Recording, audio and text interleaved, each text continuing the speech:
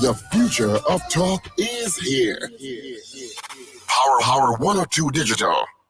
Indeed, the future of talk is right here. Power 102 Digital. It's Power 102 Digital Tuesday. And the Hard Talk Trini Ting starts now. So let me say hi and welcome to my special guest, Mr. Len Peters. Good afternoon, Mr. Peters. Good afternoon, sir, and welcome, and thank you for having me, man. Nice. I'm happy to have you here with me. I need to let the world know what's happening in my beautiful, sweet TNT. Now, Mr. Len Peters is the chairman of the Grand Riviere Native Tour Guides Association. And of course, that's Far East. Tell me, Mr. Peters, if I'm to come, say, I'm coming to Grand Riviere, how difficult it is, how easy it is, or can you give me some sort of directions? When I say me, I'm talking about the people who are also listening in. So, it's as easy as saying 1, 2, 3. If you are a citizen of Trinidad and Tobago, Grand Riviere is located on the northeastern side of the island. If you're coming from Port of Spain, you come along the highway. Right. When you get at Valencia Junction, you take the Valencia bypass. It's a 15 minutes drive. Then you turn left onto the Toco Main Road, and you travel for another hour and a half. The road is signed all the way. And when you arrive at Grand Riviere, there's a sign, "Welcome to Grand Riviere." You turn left onto Hosang Street. It's the only street in Trinidad that has a red street light. Red street light. So you're literally looking for the red street light. You turn right onto Hosang Street. And a minute after that, you're right on the Grand Riviere Beach, where the visitor center is located, where you can get registered to go on the Inspiring Turtle Watch. Okay, now tell me your red lights. What's the significance of those red lights? Right. So sea turtles are light sensitive. Grand Riviere is the highest density nesting site for leatherback sea turtles in the world. It is a beach that has been designated a protected nesting site since 1997 under the Forest Act. And it's a beach that's located directly in the heart of a small community. So because sea turtles are light sensitive, they tend to see colors, and it impacts them in a negative way. Okay. Fortunately for sea turtles, they do not see the color red. So in partnership with the hardcore group who owns the Mount Pleasant Estate and the EMA, we were able to get red lights installed on all the major streets that could be seen from the beach. Yeah. So that as the turtles come onto the nesting site and they look landwards, they would not see any light. They would literally see a dark background because to them red is invisible. Oh. So the concept of the red light is to create a nesting space where the turtles can nest in absolute comfort while visitors can get a chance to observe them nesting. Yeah. Okay, now that Mr. Peters have mentioned the word turtle, the topic today is about the turtles and turtle watching and the role that the Tour Guides Association and affiliates about on this Grand Riviere tourist destination. So tell me, I know you met the turtles coming there. When you were born, turtles were already coming there, right? Yes, they were. So what most people don't know is that there are only 7 sea turtle species in all the oceans of the world. Only 7. One of the 7 is the ancient giant leatherback sea turtle, and that's the only soft shell sea turtle. The other 6 sea turtles are what you refer to as hard shells. Oh. Now, globally, the leatherback sea turtle is in decline. It's declining about 5% annually. In Trinidad, has the largest remaining aggregation of these ancient reptiles. Yeah. And Grand Riviere has the highest nesting density. So Trinidad has 2 good things going for it. One, it has the highest aggregate, meaning the most turtles if you check all that nest throughout the island. Yeah. And then Grand Riviere Beach represents the highest density nesting site in the world for this ancient reptile. So it's Trinidad is a special place for sea turtles. Leatherbacks, that is. Okay. Is there any specific time of the year, any period of the year that we'll be exposed to seeing these turtles come on the beach to nest? So the leatherback sea turtle is not an inhabitant of our coastal waters. These are reptiles that live most of their adult life way up north in the northern Atlantic, around the continent of Canada, around Nova Scotia, Newfoundland, these generic areas. And when it's nesting season, which for Trinidad is between the months of March to August, they would leave the North Atlantic and travel down to the Caribbean, where they will nest. So it's March to August is the nesting season. The month of May represents the period when all the nesting female turtles are in our coastal waters. Yeah. Therefore, we refer to May as the peak month when all the nesting females are here. Oh, May month. Okay. All of May. Tell me something. These turtles, I've been always interested in coming to see it myself. At one time, I was invited to go on a bus ride where the folks went, and I had to work, and I'm so committed to my work. I did not. So tell us about this these sightings. You said May month is the peak. Right. So how you know when they're coming? You get signals? No, we don't. So turtles are nocturnal. They nest at night. So from the 1st of March to the 31st of August, the organization of which I'm a part, the Grand Riviere Nature Tour Guides Association, we are the co-managers on behalf of the Forestry Division of the Grand Riviere Beach. So we are there from the 1st of March every night. We have personnel who are out there patrolling the beach in a voluntary capacity. Yeah. And we would, whenever we encounter sea turtles, we would basically record them as a number and take additional information from that animal. So we are there every night, and we record the numbers, we tag them, we measure them, and because we know historically the individual turtle will nest average around 7 times every 9 to 10 days. So she comes up tonight, she lays, and 9 to 10 days she comes back again, and she can do that for as many as 11 times, averaging around 7. So we know historically the season is from March to August, so we are there every night monitoring and protecting the site. And we therefore also provide an opportunity for visitors to come and witness this ancient phenomenon. And while I'm on the issue of visitors, we get visitors from over 100 countries around the world coming to Grand Riviere to witness this. It's really a big ecotourism thing for Trinidad. It's a big conservation initiative, but over the years it has been able to attract many visitors to come and witness, probably in the best place possible, with the least amount of ease, this ancient animal that would have chosen Trinidad as one of the last few remaining places where they are still nesting in large numbers. What do you think is the cause of that? Is it the quality of the water?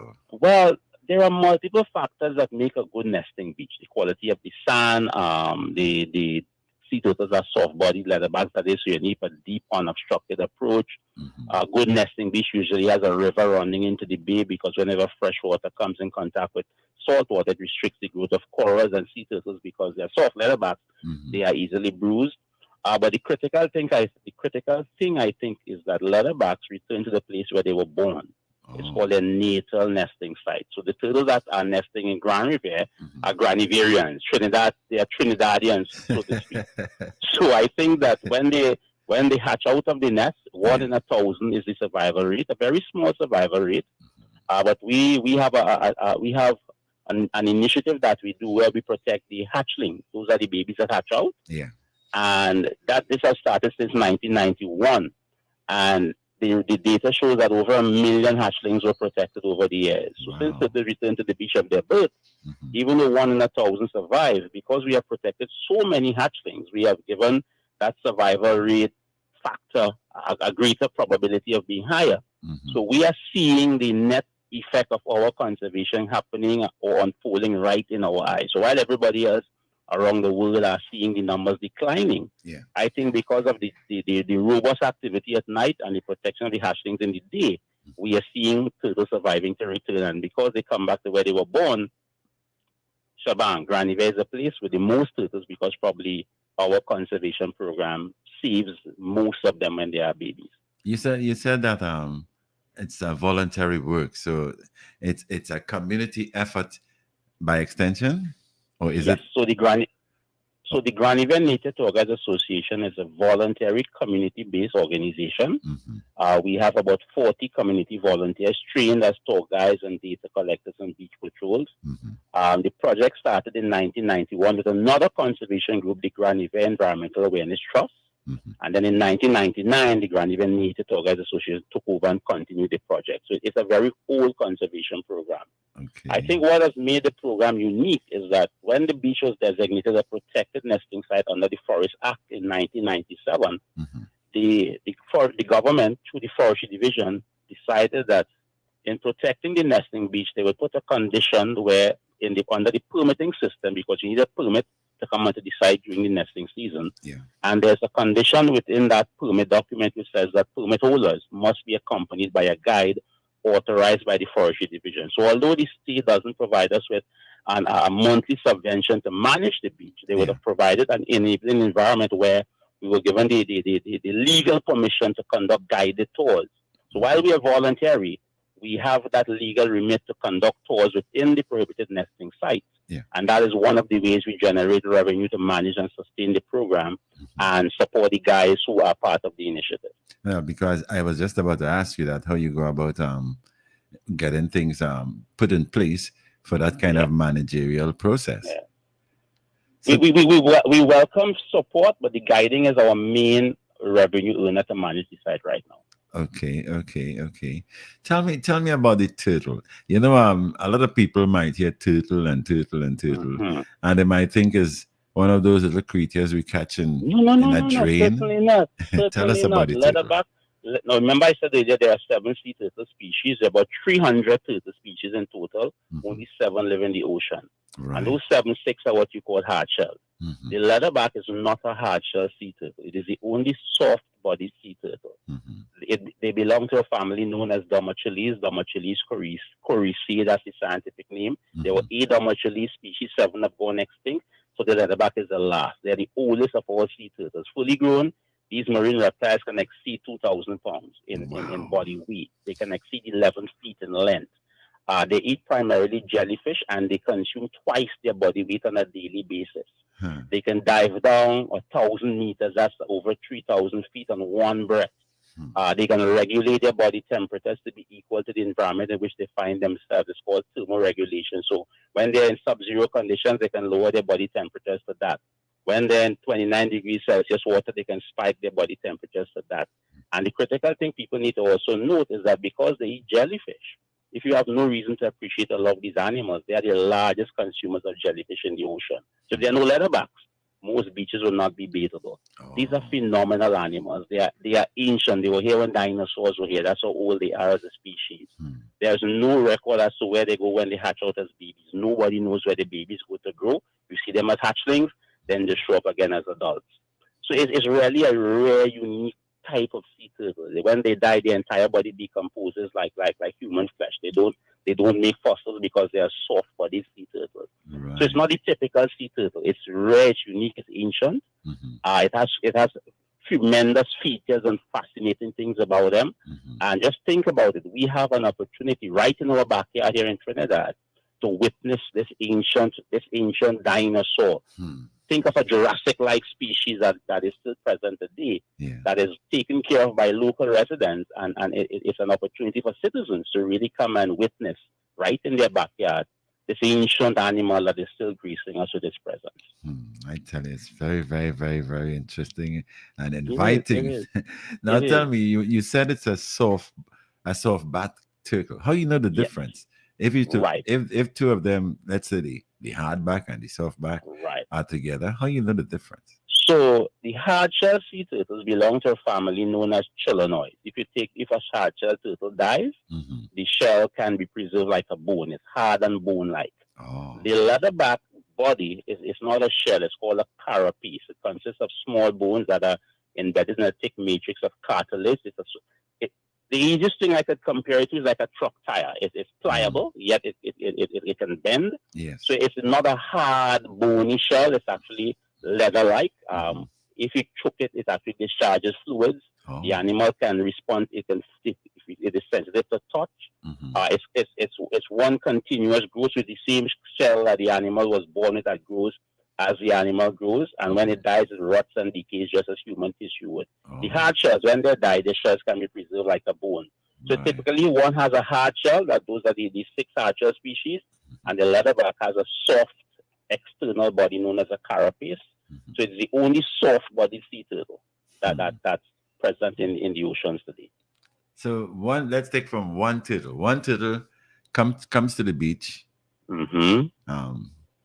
How they know to choose a nesting site? Right. So turtles have an instinctive way of finding their way back to that initial nesting beach.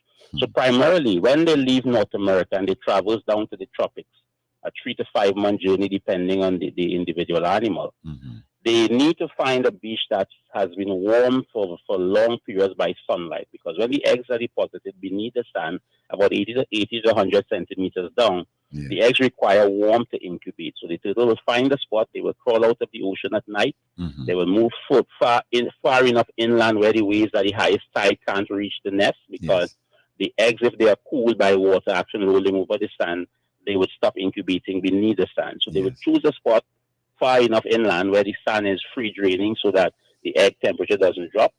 They would dig a hole and they would deposit the egg. So sea turtles only nest on sandy beaches. They have what is referred to as a built-in magnetic compass in their head where they can navigate.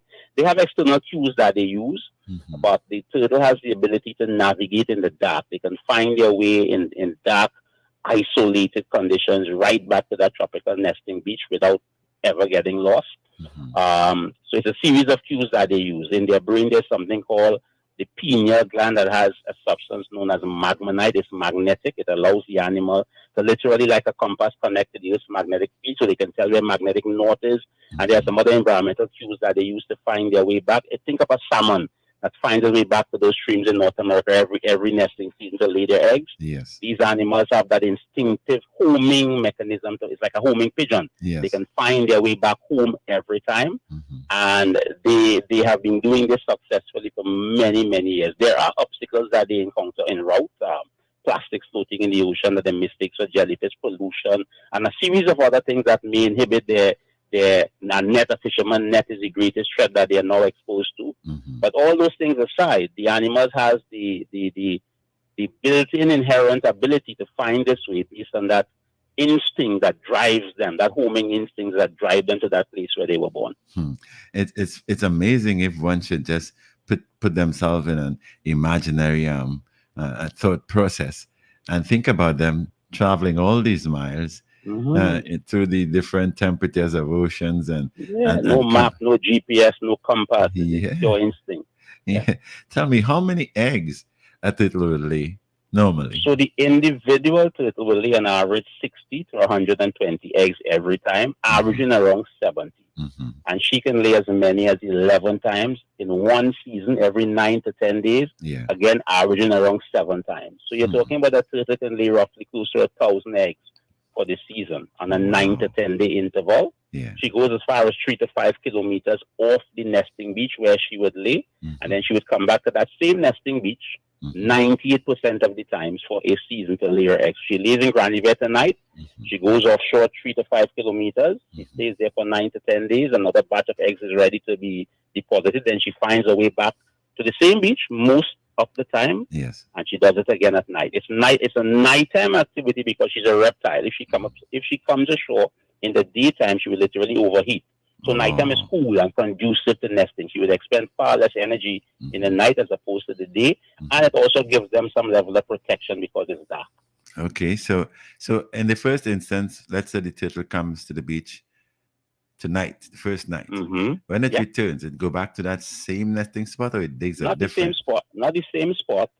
She comes up to the same beach, but not the same spot. But the thing with Grand Riviere, our beach, we get as many as 3 to 500 turtles. Here the number 3 to 500 turtles in one night. Remember I told you, highest density in the world.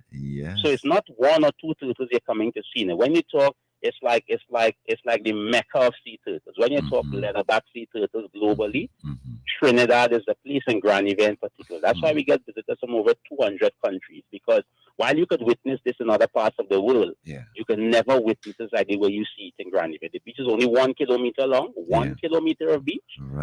There are hotels that border the beach, so you can stay in accommodation right physically off the nesting site. It's well managed. It's a protected nesting site. There you have patrols and guides managing the site. It's in a community. So when people show up here, you will see 40, 50 turtles in one night, 5 or 6 at a time. So that makes the experience so surreal. And you're talking about as you step onto the beach. So you literally, as you step onto the beach in a minute, you're literally on turtles. There's no other place where you can witness and experience that. And at the same time, the conservation is spot on. There is nothing that is done to compromise the well-being of these animals. So while I'm talking about the opportunity for ecotourism, the turtles are given the best protection possible. Tell us about that type of protection. You guys walk around. Well, I don't want to say with guns. No.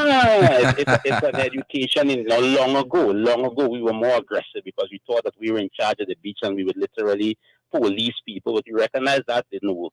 Turtles don't need help. It's people that do. Right. So the focus is really on educating people, letting people understand. Listen, you have an opportunity as a visitor to witness an ancient reptile nesting in a place that we call home for a Trinidadian.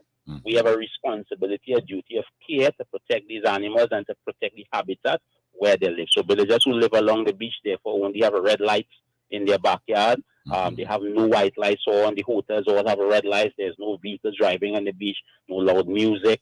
You don't harass the turtles. You don't stand, sit, or take flash photography. So basically, we patrol the beach at night collecting nesting data and educating the persons who come onto the site to do the tours. You must be accompanied by a guide.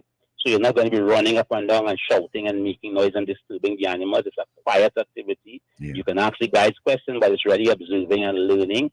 So we basically patrol the site to keep the animals safe and to maintain and we manage the habitat, make sure there are no debris that hinders the animals coming or leaving, help them out if they're in distress, make sure that there's nothing that would distract or lure them off the beach. It's mostly managing the habitat and protecting the animals while they are here. Good, great. Well, I guess that conservation and protection way of doing things will surely aid and abet the situation to be even better. Now tell me, when Trinis are moving, they like to move with big buses and big maxis and boom, boom, boom, boom. How you control that? So the beauty with Trinis, that, our organization, we were fortunate many years ago to acquire property just adjacent to the beach, where we have a car park, we have a visitor information center where we have toilet facilities, an area where people can sit and wait, a nice secured area, air-conditioned bench, chairs, etc.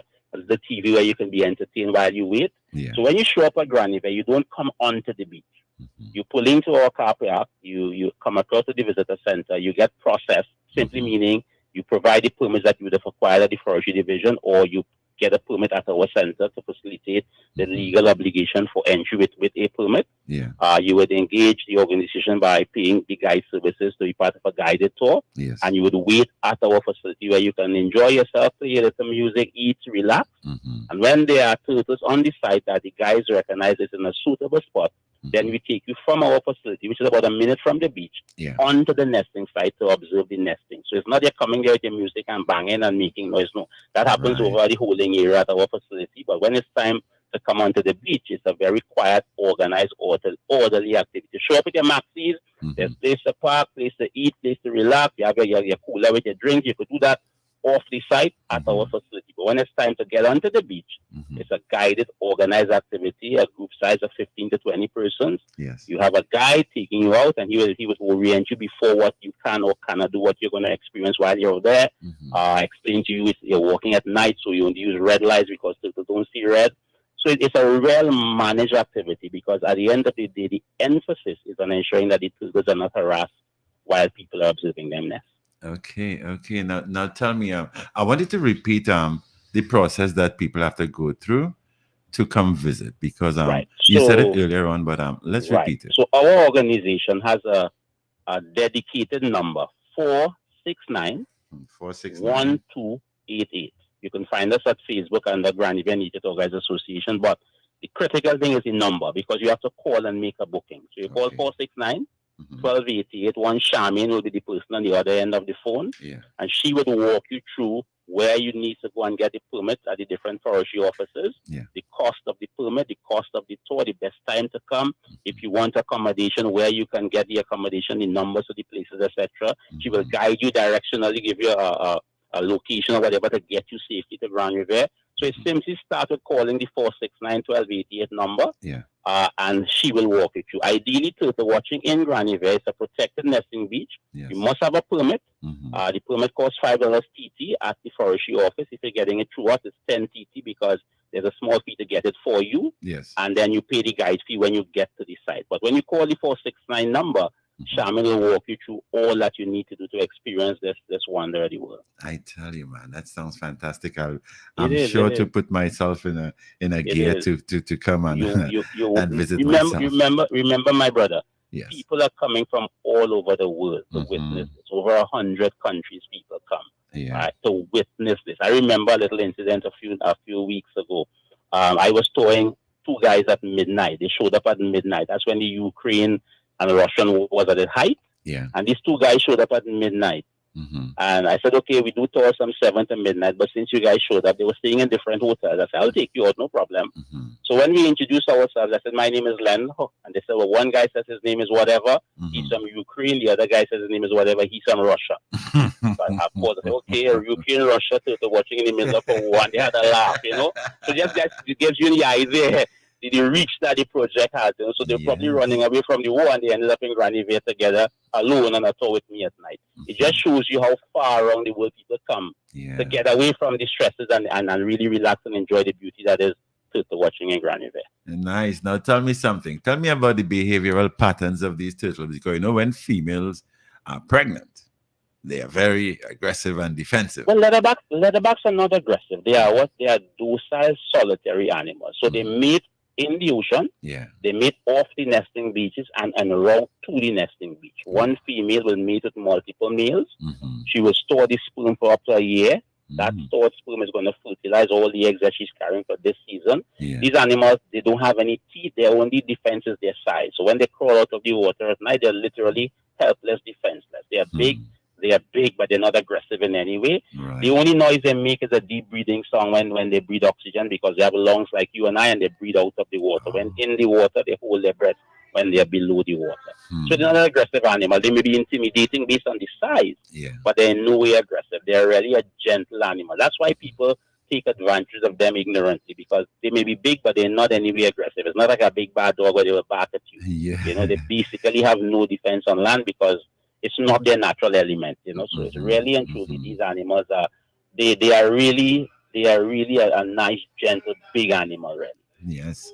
Tell me, in the conservation procedures that you guys carry out, tell me, when these turtles come to the beach, do they ever go astray, like say in their search? Long ago, when we didn't have the knowledge we now do about the impact of lights and flash photography. We would have allowed persons to take pictures using flash. And because our beach is the highest density, you have turtles leaving, coming out at different stages all at the same time. And because you had a lot of white lights in the backshop on houses, the turtles, because they are light sensitive, they become disoriented by the bright lights. And instead of going to the beach, they would go to the houses and people's backyard. You would wake up to a turtle in your backyard. So as we learn and we recognize how light impacts them, we change the practices that were negative to the animals. So if you come to Grand Riviere, we don't use flash photography. We won't use red lights because they don't see the color red. All the houses along the beach has red lights. Or the hotel has red lights. So in terms of straying, the only thing that will cause a turtle to stray away from its natural route is lights, bright lights. They will go towards the light. So long as the environment is dark and you use red lights, which they do not see, the turtles will come up, they will nest, they will go through all the nesting phases from arriving to digging, to laying, to covering and going back with no stress whatsoever. It's all about managing the light. Okay. Tell me something. For people who are coming there to share the educational aspect of this nesting of the turtles and the coming to the beach of the turtles, tell me about the benefits for that, and for the people who are listening that will probably say, well, I think I should take my children there, or I should, if they're a teacher, they might say, let me take my class there. What are the educational benefits? So every year, we host around 8 or 9 foreign universities who bring their students on field trips to witness an ancient reptile nesting in a natural environment that is unique, because it is the most accessible and it's the highest density nesting site for leatherbacks. So firstly, leatherbacks were here when dinosaurs lived. That's how old leatherbacks are. So first, you're getting a chance to witness in real a true prehistoric creature that is still alive today in 21st century. Yeah. The other thing is that these animals have ecological significance. They are old, they are ancient, they're the largest of all sea animals, they're the furthest roaming of all sea reptiles, they're the only soft-bodied sea turtle.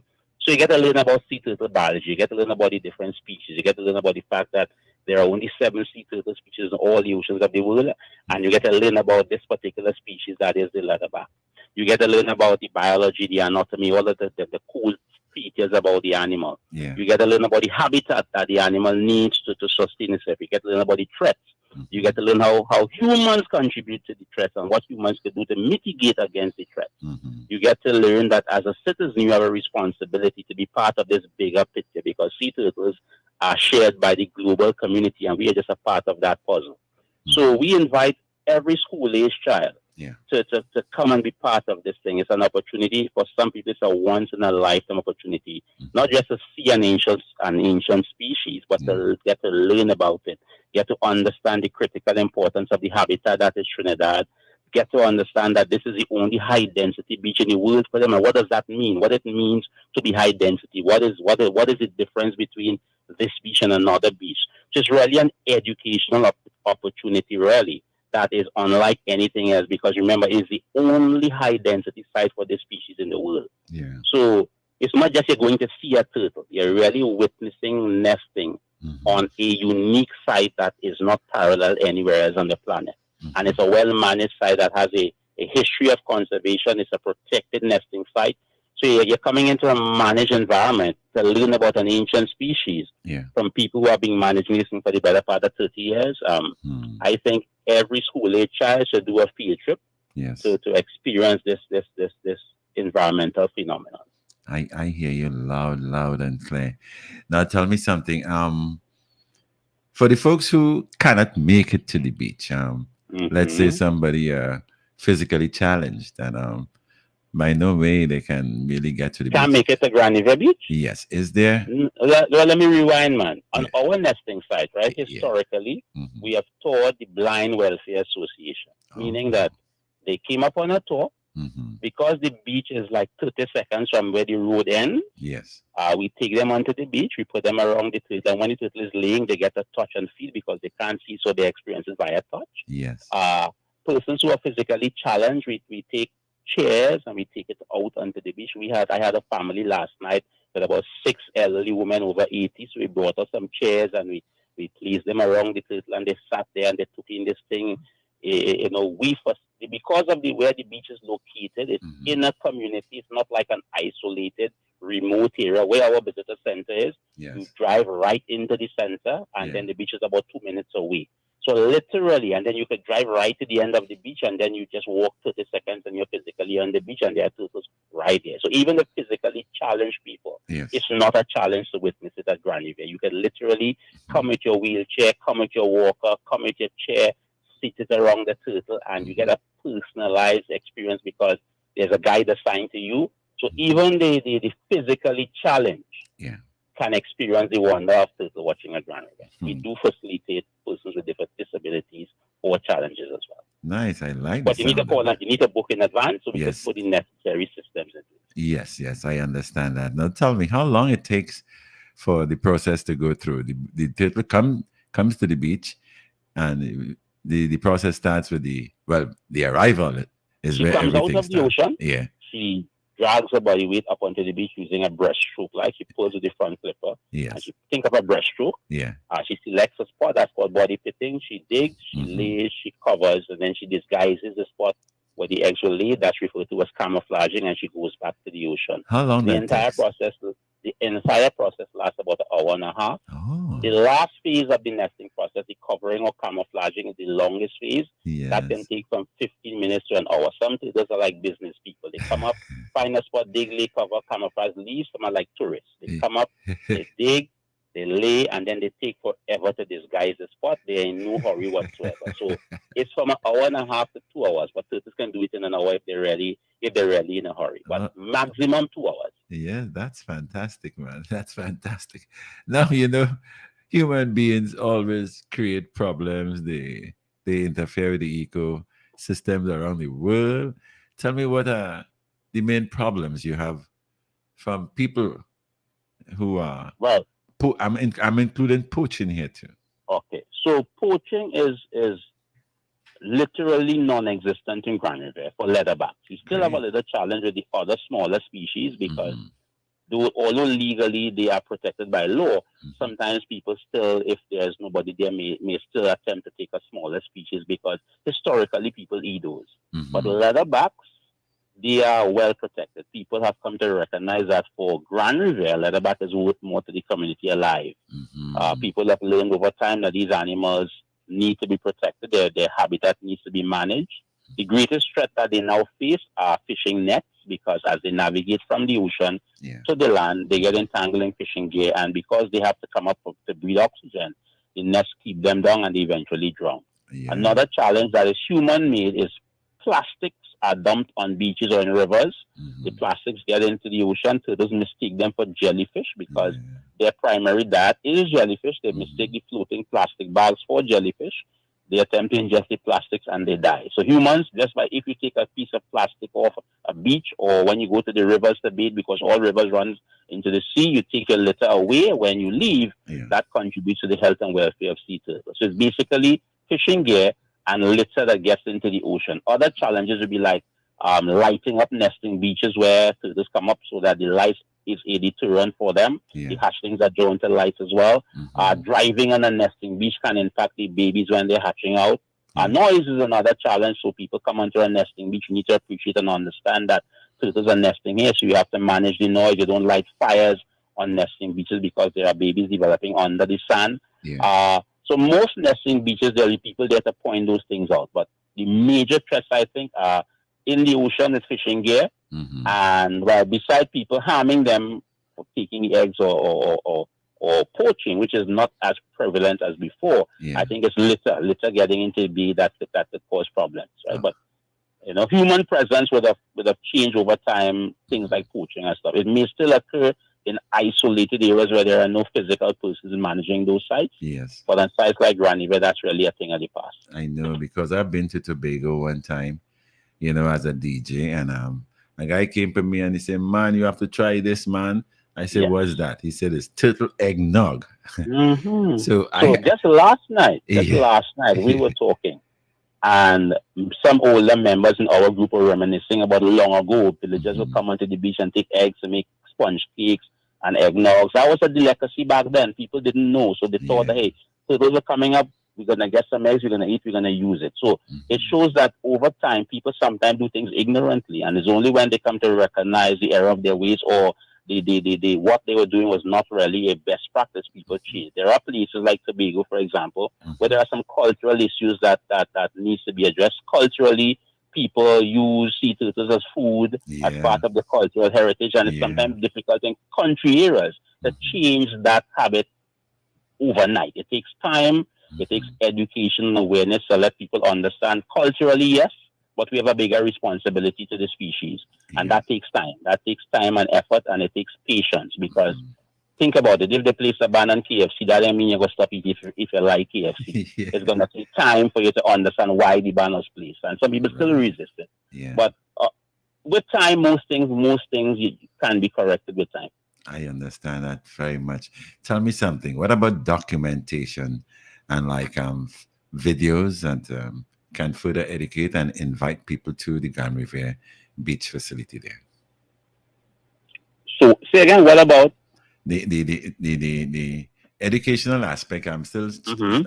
like documentaries, videos. Are any Well, done? so we don't personally have documentaries that we would have done, but Hmm. a number of documentaries would have been done on Granivere by different agencies and entities from film companies, National Geographic, BBC, for example. Blue Planet did a series Yeah. on marine reptiles, and Granivere was featured in Blue Planet 2.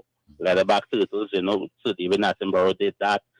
National Geographic did many pieces on Granivere. Yeah. So there are pieces that would have been done by film companies, discovery networks, universities. So yes, there are things out there on Granivere specifically, but we have not done anything directly as an organization per se. But Okay. you can find things that were done on Grand Riviere. Okay. My. Is there anything else that I didn't ask you want us to know? Well, I think that Trinidadians should be proud that we are the custodians of an ancient reptile. Mhm. While around the world these animals are in decline, something magical is happening in Trinidad. The Yes. Grand Riviere, Matura, Turtle British Trust Manage, all the other small community groups.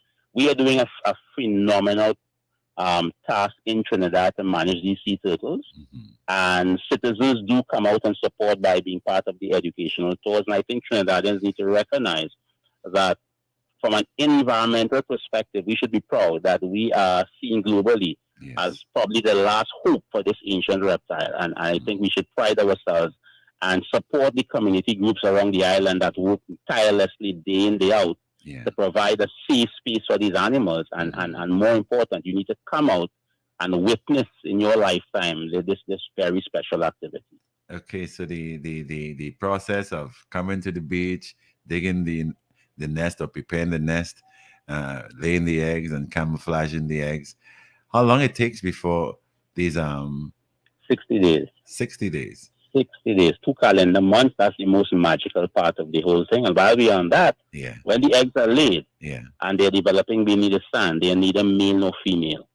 The eggs that are laid are fertile. Mhm. They have no genetic or chromosome variation in terms of numbers that predetermines either of the eggs being male or female. Oh. A male turtle or female turtle is created by the sand temperature at or around day 45. So the sand temperature is a trigger Mhm. that triggers a biological process in the egg at around day 45 where the gender of these turtles are determined. So although it takes 60 days for the eggs to hatch, at around day 45, the gender is determined.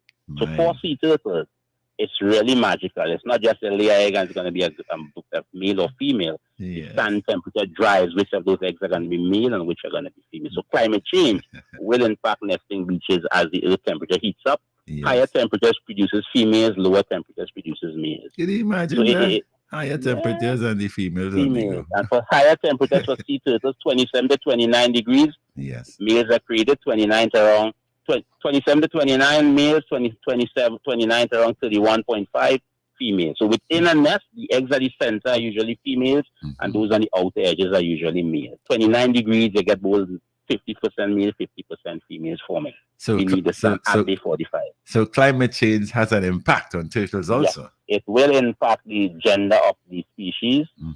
at that pivotal moment. So as the earth heats up and beaches heats up, you're going to get more female turtles being created Mhm. as opposed to males, which would eventually lead to some fertility issues down the road because they must have males to that's impregnate the right. females. I'm just about to ask you that. I'm glad you said it. Mhm. So tell me, Mhm. from one nest, let's say a nest has, let's just say 100 eggs. How much Mhm. baby turtles will survive?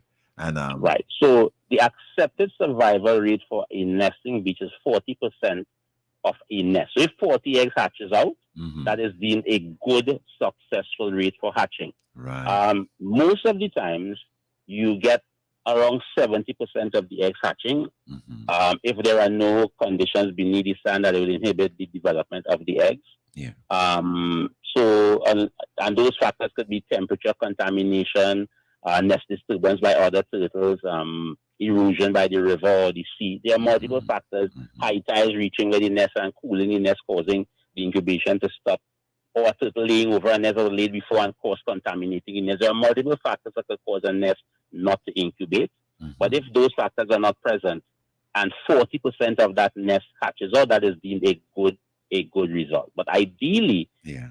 when the eggs hatches out, that's where the problem begins because most of the hatchlings for that particular species, that is a leatherback, because they are soft-bodied, Mhm. and unlike the hard-shell turtles that live close to land where there are rocks or reefs, Mhm. leatherbacks are what you call pelagic sea turtles, meaning they live in deep open ocean. Mhm. So when these baby turtles hatches out, they travel out to sea, and Mhm. nobody knows where they go to grow. There is no data nowhere on the planet, Hmm. no historical data as to where baby leatherbacks go to grow. That's a mystery that still exists. Mhm.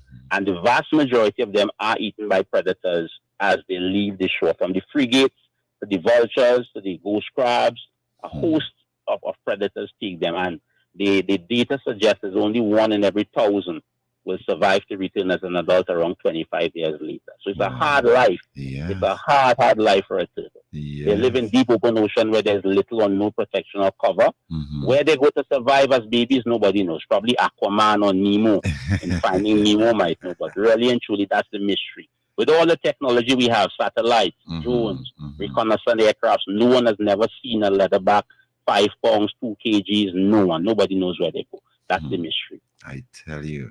So another tourist destination attraction is when they are hatched or when they are. To me, that is the highlight, because in the context of Grand Riviere, hatchlings emerges in the cool of the afternoon. So the baby turtle takes 3 to 5 days to dig its way from the bottom of the nest to the surface. So they dig, they rest, and that's the only time they work together as a team. It's called social facilitation. They're working together as a unit to get the job done. Yes. And when they arrive at the surface, they stay a couple centimeters beneath the surface of the sand until the sand temperature drops, and they know it's cool, and it's usually at night, and then they head out and beeline to the ocean. But because our beach on the western side has almond trees shading the beach all the way down to the end, hatchling emerges in the cool of the evening from as early as 1 p.m.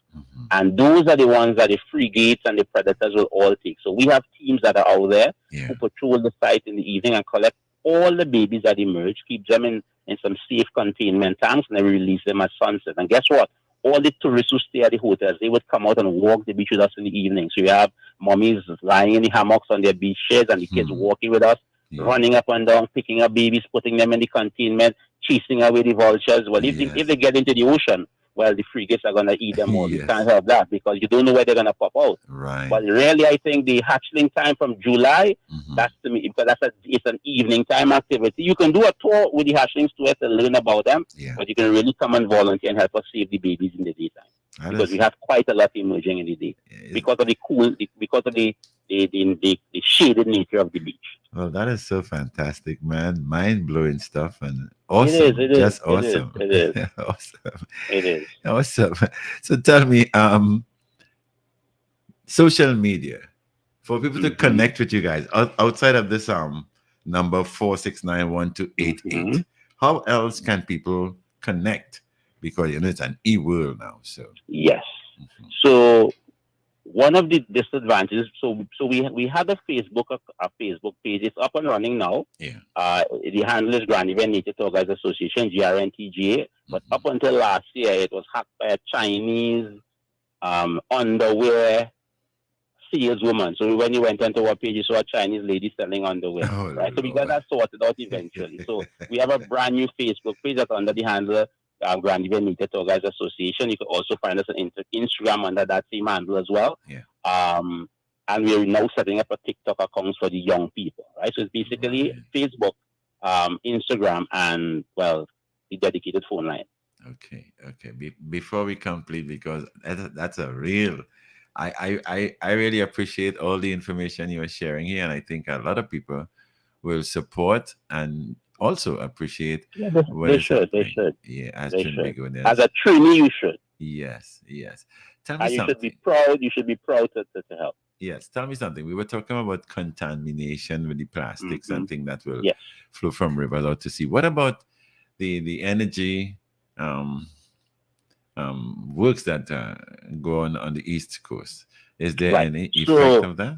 So pollutants are always problematic for sea turtles, because remember, these animals breed out of the ocean. When it's time for breeding, they come to the surface, stick their heads out of the water, and they breathe via their mouth, not through their nostrils. So anything that would inhibit their ability to surface or to breathe freely would be a problem. So an oil spill is not a friend to a sea turtle. Fortunately, we don't have a history of that type of regular activity in Trinidad. And some of the oil companies like BHP now, Woodside Energy, and Atlantic Energy, for example, they are major supporters of the conservation program. They would have exhibited a social responsibility over the years to really reach out and support. So yes, any accident in the energy vicinity would be a challenge for any sea-bearing organism. There would be tremendous issues in terms of cleanup and other environmental factors. But thank God we have not had an incident to date that would have really reflected that. as a problem, but we are cognizant that that is an issue that we continue to monitor. There are contingencies that have been set up to deal with those issues, but you can only test them when they happen. Yes. But I think the energy companies, especially Woodside and the Atlantic, they've really shown a real corporate responsibility by really reaching out and supporting the program over the years, by way of supporting the data collection, education, advocacy, training persons in oil spill response and other things in the eventuality that may happen. Yes. But we keep one eye open for those things. We really are very aware, and we keep a little keen eye for those kind of negative things, because we know that the turtles don't live in our coastal waters. So it could be an oil spill outside of our jurisdiction, for example. Yes. So when turtles come up on land, we examine them to see if there's any affluence on their body that could be petroleum based. So we take samples and forward it to the respective people, etc. But to date, we haven't had any incidents of that nature, thank God. Nice. I'm so happy because the location of Grand Riviere, where the local energy companies do their activities, I think it's a nice safe zone for the Grand Riviere. Yes. Not so much the East Coast, but Grand Riviere is out of the loop. But remember, these turtles, they come across the Atlantic. Yeah. They come down across the African coast and they come into our waters via the Atlantic. So they do navigate around where some of these energy infrastructures are located. Yes. So therefore, it's really these companies really have a responsibility to make sure that they take care to make sure. Well, they can't prevent an accident from occurring. That's a given. Yes. Right? But they are very aware that they're operating in an area where these animals are.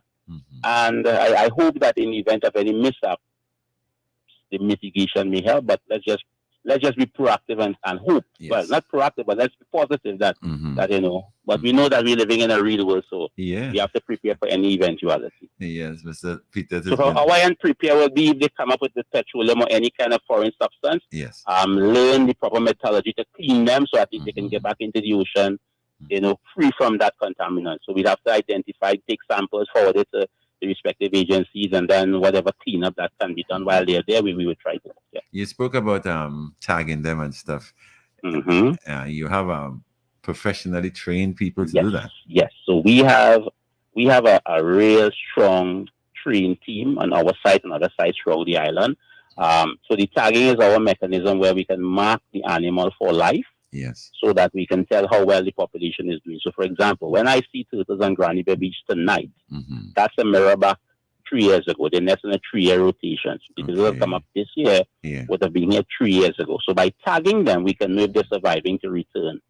So that if we have 10,000 turtles tagged out in the open ocean and they're returning in a 3-year cycle, it meant that if we had 3,000 turtles that nested in 2021 or in 2022, or let's say 2021, we know in 2024, we ought to have 3,000 turtles returning as adults. Yes. Who if they survive, would have returned, plus who are coming for the very first time. So at the end of 2024 nesting season, when we tabulate the number of animals that we would have encountered, we would know, one, if they would have survived to return. And if we encounter them with tags, we can know when they were tagged, where they were tagged, how long ago they were tagged. So we know if this turtle was tagged 15 years ago, 20 years ago, 3 years ago. Sometimes we have turtles that are showing up with tags from other jurisdictions. So, for example, our turtles that nest in Trinidad, they live in Canadian waters. The Canadian government tags them in the ocean. They show up here with Canadian tags. When we tag them in our shores here, they end up in their waters with Trinidad tags. So they say we're tagging their turtles, we say they're tagging ours. So that's how we know the turtles are coming here, because of the tagging information. Sometimes a turtle shows up with a tag from another jurisdiction, so we just forward that information to them. So we know sometimes turtles move around a lot, but most of the times they nest on the same beach all of the time. So the turtles that nest in Matura will seldom nest in Grand Riviere. So they're coming to Trinidad, but they are Matura turtles or Grand Riviere turtles. So they are Trinidadians, but they're nesting in different. It's like you living in Port of Spain, I'm living in Grand Riviere, but we are Trinidadians. So we share the same nationality, but we live in different places. So they come to the Caribbean to nest. Yes. As part of the Atlantic subpopulation, but they nest on different beaches. Fantastic. Basically where they were born. Fantastic, amazing, and awesome. Yes, just to think about them traveling all the way from Canada to Trinidad. Without any navigational aid, no GPS, compass, no Waze, no Google Earth. These guys or girls do this thing purely from instinct and learn homing, booming tendencies that probably they alone can tap into, so they can find their way in jet darkness without Yes. ever getting lost. If you have to come to Grand Riviere, most people when they book a tour, they will tell Shaman, send me a location. Yeah. Right? Turtles Yes. don't need a location. I They tell can you. they can they can navigate. They basically have built-in navigational devices in their head Yes. that they can find their way without interruption. These are remarkable creatures, right? I know. I know. I thoroughly enjoyed this conversation. I want to thank you so much for being part You of are it. indeed so welcome. You are indeed so welcome, and not just to you, but your listening audience around the island Yes. and around the world. And let me say a good evening, and really hope that people really get excited about sea turtles protection management and ecotourism as we in Grand Riviere. Okay. And before you go, a good friend of Mm-hmm. mine just brought me a question here because it seems like he's listening on the program. How has the Okay. industry revived economic life in the community? Nice question. Right. So I think what we would have learned very, very long ago when we started the conservation program in 91, 92, 93, Hmm. we recognized way back then it was purely a protectionary conservation initiative Hmm. that had no net value to the community. In other words, we were telling people, don't do this, don't do that, don't sit on the turtle, don't stand on the turtle, don't shine lights on the turtle, don't make noise around the turtle, don't. Yes. And that had no net value to the community. It is only when the community began to see the turtles as a valuable attribute in our community that people began to respect and understand their net worth. Hmm. So what Grand Riviere would have mushroomed into over time Yeah. is a small, bustling hub of ecotourism activity. Grand Riviere has four small eco resorts, the last being the Montclair estate that was recently refurbished Hmm. by the Hardcore Group. It's now dubbed the Hardcore Experience. Yeah. There are 28 guest houses in the community with less than 300 residents. So Yeah. ecotourism, as Grand Riviere is more than turtles. We have the we have trees, we have a host of things, but it's really what we are being able to do is take a conservation program, well managed, Hmm. and encourage people to come and witness. And people just didn't come, but when they come, they stay over in the community. So the hotels employs a lot of people. Yeah. Farmers get to sell their produce at the hotels. Hmm. Fishermen get to sell their fish at the hotels. The people, the maxis get to transport the tourists to and from. So what the turtles have done is created an economic hub of activities for that 7 months that they are here. So yes, Yes. they are giving the best protection possible, Hmm. but they would have contributed significantly to the economic well-being of Grand Riviere. If you come to Grand Riviere Hmm. at this time of year, you may tell yourself you're in Europe. When you see amongst the Europeans walking the street, you wonder what part Yes. of Europe I am in. I think Yes. it's the only coastal community with this level of tourism activity. The turtles have already transformed the landscape of Grand Riviere in a positive way. Yes. It's small scale, but it Hmm. has impact. So I think yes, the economy of the community is driven by the presence of these animals. Therefore, it means that the better we protect them, the better the community will benefit long term. That's right. It's Because a win-win for everybody, for the turtles yes, and the community. I know the last time I came up there, I bought myself honey and all of the kind of things that you get. We have a chocolate factory now. We're making chocolates. There are 7 flavors. Hmm. And it's right at the turtle facility as well. So not only it's not turtles alone, Yes. there's a myriad of things you can do while you're Well, there. I So the attempted. turtle is just the draw. Yes, I attempted to have your friend Nicholas. I'm sure you know that Yes, name, to be on the yes, program today. I sent him a yes. link also, but I He, think he actually went to San Fernando this morning, and when I called oh, him, he was detained in traffic. right. Well,